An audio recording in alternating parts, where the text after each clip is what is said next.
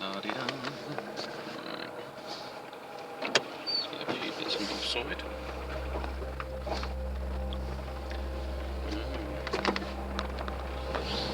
There we go. Anyway, this is Pixie doing another video, as I do. So today I think I'll briefly talk about Black Reptilians. Now, I've seen this entity before and I thought, well, actually the first time I saw it, or something like it, was when I had some past life regression of some kind, some sort of DNA activation. I basically took, what did I take? I think it was Ormus. Now this is interesting. I took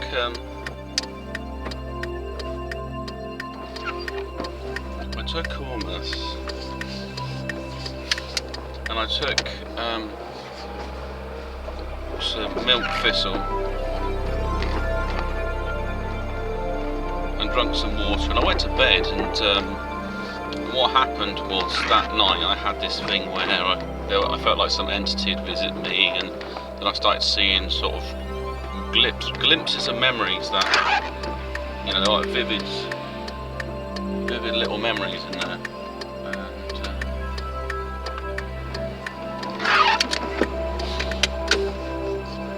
They felt like they were true memories of a different life, and it was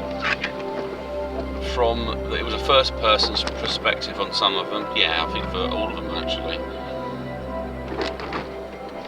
So I was able to go back to a point where I was an animal. That's what I could pick up. So a 2 life cycles of an animal. So it was a type of starseed soul evolution. So like most things in this universe, you start from the bottom and work your way up. So older souls have more experience because there've been more things, usually. So I spent some time as a wolf, and I spent some time as a crocodile. I think I got eaten as a crocodile. Something happened to me. I got killed by a hunter, but that exposed me to a human. So whatever the human did to me there, I basically was exposed to his energy, and so I went from that cycle of becoming human. So when I went back further than that, so what was I before that? I saw this black being. It had definitely bright red eyes. Was it black? It was very dark, or maybe it was a darker grey. It was like a grey, but it had very red eyes. So I guess if there's anything, they would be related in some way. So yeah, it was kind of quite. It's almost like a bit like a concrete type grey. It didn't have anything special. So yesterday I had this entity popped into my head, and it said, "Are you afraid of us?" And I said, "Not really. I'm quite open-minded about entities." And basically, it's got red eyes, black, like a reptilian face, what you could imagine it. So it hasn't got any protruding features particularly that stick out. It's not that far off a human, and the nose is different. It didn't have a protruding. It doesn't have a nose sticking out. It has a more of like a concave nose, I guess. Is it like you'd have on a gorilla or something like that? The way the nose. And it had no lips, so the teeth are kind of like they're like a crocodile. They're mounted on the outside, so it's not. There's no hood to it. It doesn't get covered up. And the species basically concern was that if it makes human contact, or it may have done in the past, is frightening the human. It doesn't want to create a situation whereby it's the boogeyman or something. It doesn't have, yeah, it doesn't have any sort of, it's not mean or anything, this particular thing. And it just has an appearance like it could snap your arm off or something if it wanted to.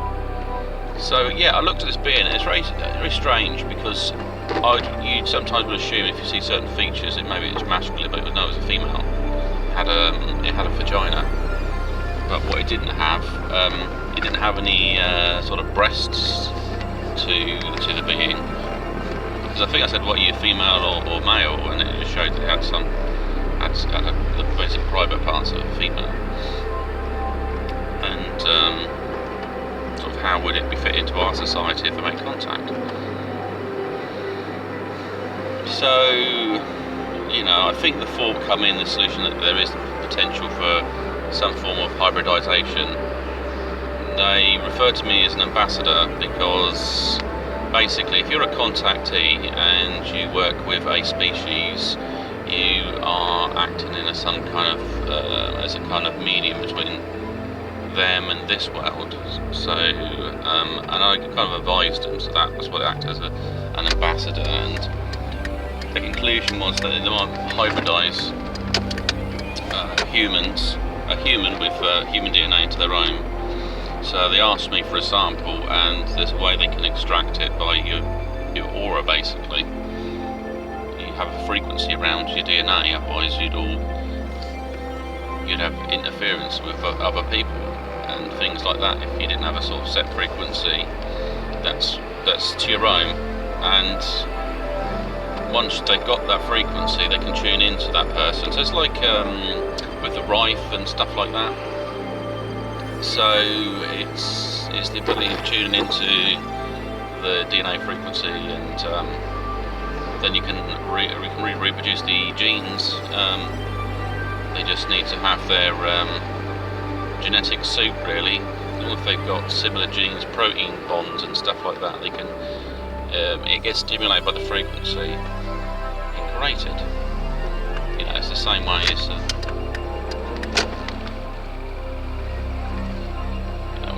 Just thinking about overtaking someone and then change my mind. And actually, the top on where it's not too bad for reptilians, because they got this top like this. Sometimes the female wear.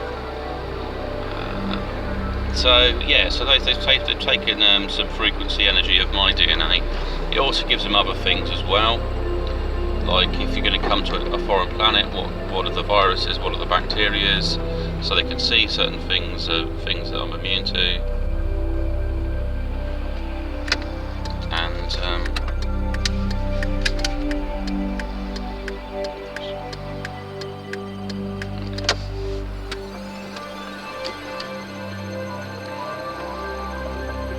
so that gives them that bit of information.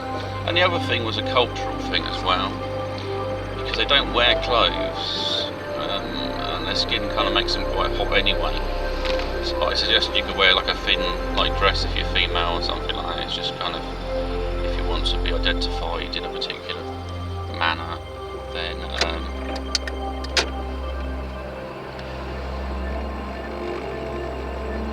that would give you, basically just gives you a bit of leverage when you're communicating with a group of humans. If you culturally dress in the same as them, you're showing an interest in their culture, respect or something like that. You're trying to build a peaceful connection. If you dress up in your own sort of war attire and you turn up to a planet, you're showing some sort of authority or power. So there's different. So these are the cultural things of a species like that.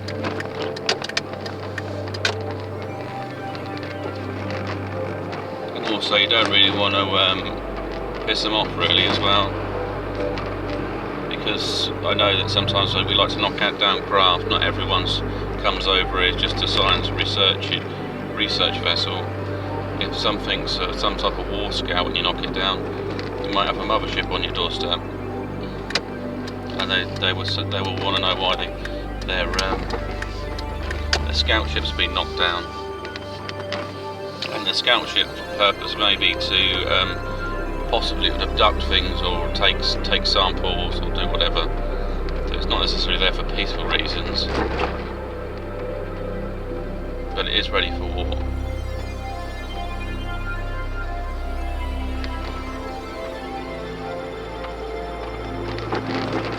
And no, we don't want an international war or anything like that, or global.